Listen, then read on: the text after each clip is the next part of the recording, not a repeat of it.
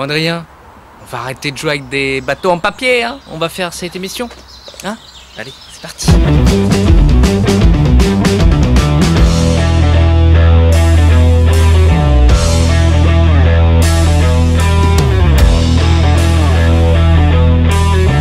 Salut à tous, bienvenue dans ce tout nouveau numéro de One Shot sur Script.fr. Heureux de pouvoir vous reparler cinéma avec un gars qui me fait flipper derrière. À votre avis, qui est sous ce magnifique...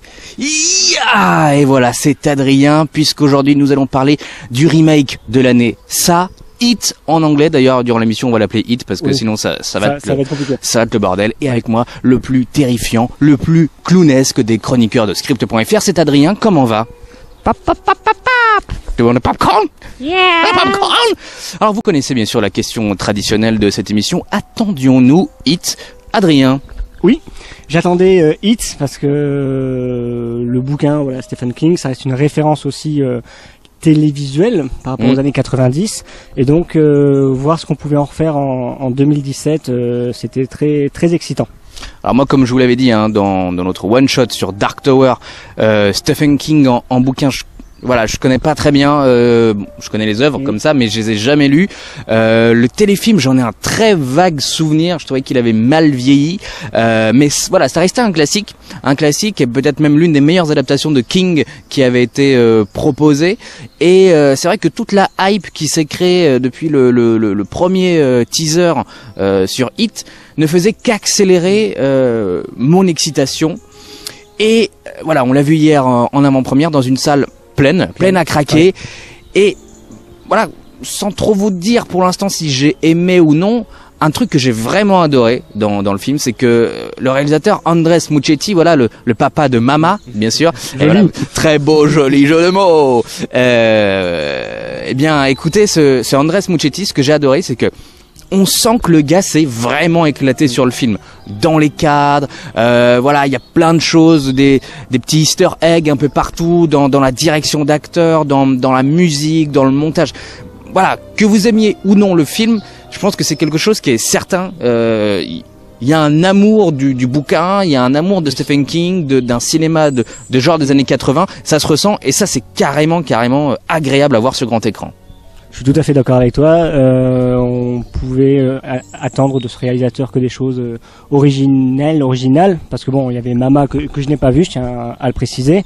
Mais il y a eu des bons retours, et puis dans le cinéma de genre horrifique, c'est vrai que on est dans une mouvance un peu clownesque.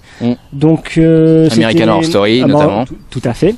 Et puis aussi le côté bande d'enfants, bien sûr, on y pense forcément dès le départ avec toute la hype, comme tu dis, autour de Stranger Things. Mais non, c'est très, on va y revenir aussi en profondeur, mais c'est plutôt bien foutu. On ressort de la salle avec le sourire. Ouais. Et la salle a vraiment bien réagi. Ouais, ça faisait même bien longtemps que j'avais pas vu une salle aussi popcorn en fait. C'est-à-dire qu'on n'était pas dans la plus grande salle du cinéma, mais c'était comme une bonne salle. Il y avait des gens qui mangeaient du popcorn, il y en a qui étaient en train de boire des boissons, des gens qui rigolaient, des gens qui étaient terrifiés. Enfin, c'était très bon enfant, et c'est ce que je trouve aussi dans le film, c'est que voilà, parfois dans le film à frisson aujourd'hui, c'est assez cash, c'est trash, et on en ressort un peu mal à l'aise. Et là, on dépasse un peu le cadre. Il y a des gamins, c'est des gamins qui sont unis, c'est bon enfant. On fait attention à eux, on fait aussi attention aux spectateurs, et ça donne une ambiance, effectivement très années 80. Alors peut-être certains diront que c'est trop. Moi, je trouve que, honnêtement, on n'est pas dans ce que pouvait être, par exemple, Super 8 de J.J. Abrams, où c'était produit par J.J. Abrams, c'est réalisé par J.J. Abrams, qui avait un peu la hype, la vibe Spielberg des années 80 et le côté moderne de J.J. Abrams. Là, on n'est pas du tout là-dedans. Je trouve qu'on est dans quelque chose de très propre, très cadré, très assumé surtout, et le résultat, est autant agréable pour l'œil que pour c'est bien écrit, c'est bien foutu, c'est très intéressant. Voilà, c'est vrai qu'on peut parler de 3 points. Déjà, point de vue casting, un très bon choix de casting, parce que les 5, 6, les gamins sont vraiment excellents. Losers. Les losers sont vraiment excellents. Il y a une alchimie entre eux qui fonctionne très bien. Par rapport à mes souvenirs donc du bouquin et puis surtout du téléfilm des années 90, on retrouve chaque personnage, mais c'est bien écrit, ils jouent très bien. Il y a des très très bons choix parce qu'il y a on pense bien sûr au gamin de Stranger Things qui a un rôle, mais c'est le rôle comique, tragique du groupe qui est très bien réussi. Le petit gros aussi. Moi personnellement, mention spéciale pour Sophia Lillis qui fait Bev, je pense que cette gamine d'ici 10 ans, si elle gère bien sa carrière, elle peut aller très loin parce que c'est un peu le coup de cœur du film pour moi. Et point de vue alchimie, on n'en fait pas trop, on n'en fait pas moins. Et ce que j'ai apprécié aussi, c'est que le point de vue des parents dans ce film-là, contrairement à des films dans la même mouvance, les parents sont durs en fait. C'est pas tout est beau, on est dans les années 80, youhou, c'est la fête. Là, les parents, ils s'en foutent un peu ils s'en foutent. Non, c'est assez trash, hein. C'est dur. Il y a des backgrounds sur chaque perso. Je sais plus si c'est pour tous les personnages, mais au moins sur quelques-uns qui sont assez durs, assez crus. Et d'ailleurs, on s'attend pas du tout à ça parce que c'est vrai que une grosse partie du film se centre sur les gamins. Alors voilà, le côté un peu années 80, on s'amuse dans la carrière. Alors voilà, il y a toujours les petits cons qui les emmerdent. Il y a les intellos, il y a les blagues, etc. Et c'est vrai que voilà, quand on les voit rentrer à la maison, parfois, ouais, c'est dur. C'est justement, tu parles du personnage féminin qui a un père complètement taré dans sa tête. C'est vrai que les personnages sont bien construits, ils sont pas clichés. Il y a une très bon équilibre, une bonne alchimie, et on a envie quasiment de s'amuser avec eux. On s'identifie presque même à certains d'entre eux. C'est tout à fait ça, et c'est vrai qu'ils le redisent tout au long du film. C'est vrai que putain, les gars, c'est l'été, on est des enfants, on est là pour s'amuser, il fait beau. Et on se rend compte qu'il y a vraiment deux mondes différents, une coupure entre le chez-soi et le monde extérieur. Alors finalement, ils veulent être tous à l'extérieur, et les quelques moments, on va dire, de répit, ils sont contrebalancés avec tout ce qui est en intérieur. La photo, parce que je pense que ça me fait penser à venir à ça, sur le côté photo du film. On sent une ambiance bien amenée. Comme je te dis, deux univers extérieur-intérieur, c'est bien travaillé, c'est esthétiquement parlant réussi. Ah oui. Tu disais les cadres, moi j'étais surpris parce qu'il y a des propositions de cadres, de choix, de mise en scène qui sont très bien. Et qui sont surtout très assumés, je trouve. Parce qu'il y a souvent des cadres, alors qu'on a vu des fois dans 10 millions de films, mais là qui passent bien, ça glisse, et c'est pas du too much encore une fois. C'est ça qui est très appréciable. Et faut venir aussi au fait de Pennywise, de Gripsou. Ah, tu le trouvais excellent. Je trouvais pas mal aussi dans le téléfilm. Et c'était autre chose là. Ce qui est bien, c'est que le réal, j'irais a pris les codes des années 80, et puis aussi ce qui pouvait se faire aujourd'hui avec de la CGI. Il y a quelques scènes qui sont je vais pas dire terrifiantes, mais qui sont bien amenées. Voilà, on est dans du fantastique, purement dans du fantastique. Je trouve, voilà, ça avait manqué vraiment dans le téléfilm. Et il est excellent. Je trouve que voilà, la première scène où on le voit, il est flippant, il est drôle. Très loin, quoi, parce que je pensais pas par rapport à la scène, qui est la bande-annonce avec le petit bateau, la bouche d'égout. Elle est beaucoup plus trash que celle du téléfilm. Et j'ai dit, ah putain, ils sont allés jusque là. J'étais un peu sur le cul parce que je m'attendais pas à que ce soit aussi terrifiant. Le fait qu'on voit un gamin si jeune se faire bouffer. Je voulais pas le dire, mais. On le voit dans la bande-annonce, de toute façon, plus ou moins. Le bras, j'ai un doute. Ah, j'ai pas dit le bras, hein. C'est lui qui a dit le bras. Non, je n'ai rien dit. Mais en tout cas, le fait qu'on voit voilà, il tombe. Ouais. Le fait qu'on voit le gamin se faire prendre dans la bouche d'égout, voilà, d'une manière aussi trash. C'est vrai que c'est des choses qu'on voit pas trop dans des films d'horreur, mais c'est là où ce que je disais tout à l'heure, le film encore une fois est bienveillant, malgré ces scènes un peu trash, parce que c'est des gamins. Il y a toujours cet aspect bienveillant, et ouais, ce personnage de clown, il est génial, bien, il est terrifiant. On le voit pas beaucoup. Non, c'est ça ça me frustre un peu parce que j'aurais aimé qu'on le voit un peu plus. On voit énormément les gamins. J'aurais aimé voir un tout petit peu plus de ce clown, très honnêtement. C'est ce que j'allais dire. Finalement, peut-être le fait que le film sera peut-être en deux parties, on le verra plus dans la partie contemporaine, mais on le voit. C'est vrai que c'est frustrant. On aimerait le voir plus, mais finalement, c'est logique dans la construction du film. Tout était bien amené, et il n'en faut pas plus. Toute la scène dans la maison À la fin vraiment, non, au milieu là, tu sais quand ils vont la première fois. Ouais.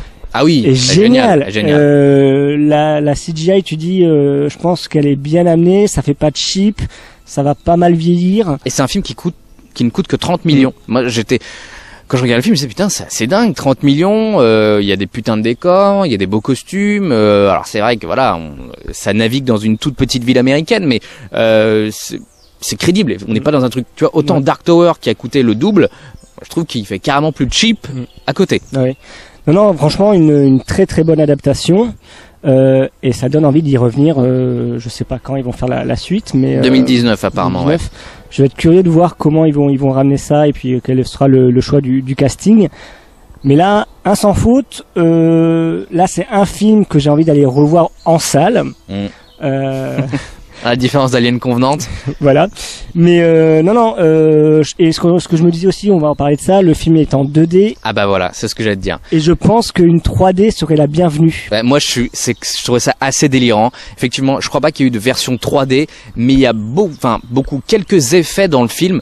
Je peux vous dire ces effets-là, ils valent absolument tous les effets 3D que j'ai pu voir dans l'année. C'est vrai. Parce que c'est pas de la 3D, mais il y a une illusion. Sortie d'écran. À la fin, tu vois, avec les enfants, même le titre, le générique, la caméra qui va dans les égouts, il y a un effet 3D qui est génial. Ouais. Et on se dit mais merde, c'est pas en 3D, c'est mieux que les films en 3D qu'on a vu dans l'année. C'est plutôt dingue. Ouais. Et je trouve que c'est bien qu'il est pas non plus pour autant sorti en 3D parce que moi, ce que je déteste avec ces films 3D, ça assombrit la photo, c'est dégueulasse. Et là, voilà, il y a une photo qui est super, qui est un peu sombre à certains moments. Ça aurait été con de l'assombrir avec des lunettes en plus. Tout à fait. La musique aussi, était sympa. Il y a pas de quelque chose d'extraordinaire, mais il y a une ambiance. Voilà, c'est un film d'ambiance. C'est plus un film d'ambiance d'ailleurs qu'un film à frisson. Alors, il y a quelques moments qui font un peu peur, mais c'est vrai que j'avais lu certaines personnes qui disaient ouais, bon, ça fait pas tellement peur et tout. Ouais, mais on n'est pas dans un film style Annabelle ou autre. On est dans autre chose. Dans une vraie histoire de gamins, de réunion d'amis contre une sorte de mal qui a été incarné depuis maintenant des siècles et des siècles. Et c'est vrai que ça fait pas tellement peur, mais il y a des moments, il y avait une dame qui était à côté de nous qui sautait à chaque fois qu'il y avait un truc.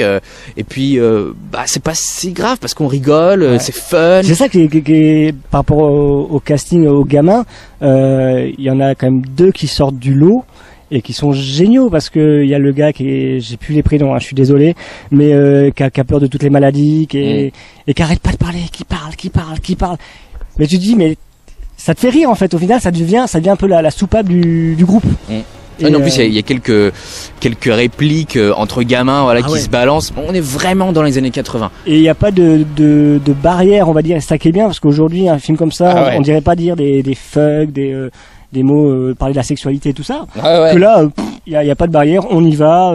C'est des gamins. Ça nous ramène un peu en enfance quand même. Non mais moi je trouve que c'est un film qui est un peu à la Goonies, tu vois ce que je veux dire. Il y a quelque chose encore une fois, de très tendre. Moi, c'est ce que j'ai aimé, alors que on aurait pu avoir un remake très trash, comme on l'a fait avec des films dans les années 2000 et autres. Et là, pas du tout. Et c'est, je crois, ce qui fait vraiment le succès du film, c'est que il y a l'aspect nostalgie. Il y a un respect, je trouve, de l'œuvre. On prend pas le spectateur pour un con. Tout à fait. C'est bien calibré, c'est bien filmé. Il y a de beaux costumes, il y a de beaux effets, c'est bien joué. L'histoire elle tient la route. L'histoire elle tient la route. Elle pourrait tout à fait se terminer à la fin de ce film s'il y avait pas eu s'il y avait pas de suite, ça serait pas bien grave. Mais non, franchement, c'est un beau produit de septembre. Il y a eu un été pourri avec un mois d'août où il y avait quasiment rien. Je comprends tout à fait que les spectateurs américains soient super enjoués de voir le film. Et puis, alors c'est vrai que c'est interdit au moins de 12 ans. On va pas amener les gamins de 10, mais je pense que des ados peuvent adorer le film. Tout à fait. Et moi aussi, du coup, j'attends vachement la suite parce que les voir en adulte, voir comment ça se passe, parce que de mémoire la version adulte, quand ils sont beaucoup plus grands, est beaucoup plus sombre. Il y a un suicide de mémoire. Il y a un du groupe qui est toujours resté le bibliothécaire à Terry dans la ville. Et j'ai lu parce que j'ai lu un petit truc comme quoi le réal disait que il voulait vraiment en faire quelqu'un qui est resté cloîtré, moitié drogué, qui est pas bien dans sa tête et tout. Je pense qu'il peut avoir un personnage complètement barré, flippant et triste aussi à la fois. Donc et l'évolution de la gamine aussi, j'ai envie de voir, parce que dans le téléfilm on va dire ce qui est, elle était un peu une pute, quoi. Ouais, c'est ça. Elle est sous l'emprise d'un de mec. quelqu'un, donc voilà, elle a toujours été sous l'emprise de quelqu'un, donc c'est voir. Mais c'est le casting. Ouais, franchement, il y avait des gens qui parlaient de Jessica Chastain pour jouer la. Bah, ça serait pas mal. Franchement, pourquoi pas. Mais j'avoue que je suis curieux. Ce qui est bien, c'est que les gamins apparemment vont revenir dans du flashback. Donc peut-être que le réal va mélanger ce qui existe avec King. Pas impossible d'ailleurs que King finalement lui propose aussi quelques petites choses. Ça serait pas inintéressant.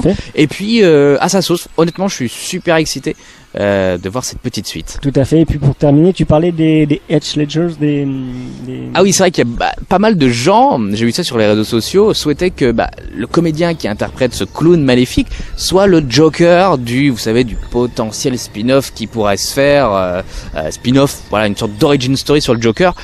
Alors ça serait peut-être un peu la facilité parce que le gars joue un clown, il va jouer un autre clown, c'est vrai qu'il a un côté un peu Joker, un peu la voix et tout, mais moi je lui prédis vraiment une belle carrière. Mais de toute manière, tous les gamins, je suis très curieux de voir dans 10-15 ans ce qu'ils vont faire. Ils ont tout pour eux, il y a aucun, c'est un sans faute. Je trouve dans le jeu d'acteur, il n'y en a pas un qui surjoue ou pas. Même les tout petits rôles, même les parents, la mère qui est hyper fat, là, qui conduit sa bagnole n'importe comment. Le pharmacien. Ah, le pharmacien. Je vous posais une question parce que j'ai pas regardé en casting. Pharmacien à moitié pédophile. C'est un mec ou c'est pas l'acteur qui est grimé parce il fait bizarre en fait. On sait pas si c'est vrai qu'on dirait qu'il s'est fait la moitié. Ouais, il y a un truc qui est vraiment flippant. Non mais cette scène elle est géniale. Elle est vraiment parce que on rigole, mais c'est terrifiant à la fois. Je veux dire, ce mec, c'est un pervers sexuel au pas possible. Et franchement, c'est vrai que je pense que j'irai le revoir. C'est typiquement le film que j'ai envie d'avoir dans ma vidéothèque. Tout à fait. Parce que c'est un film que je reprendrai vraiment du plaisir à revoir. Et je serais même presque triste qu'ils en fassent que 2. Mais dans un sens, je me dis, autant en faire que 2 et que ça se termine très bien et qu'il n'y ait pas une multitude de spin-off à la con.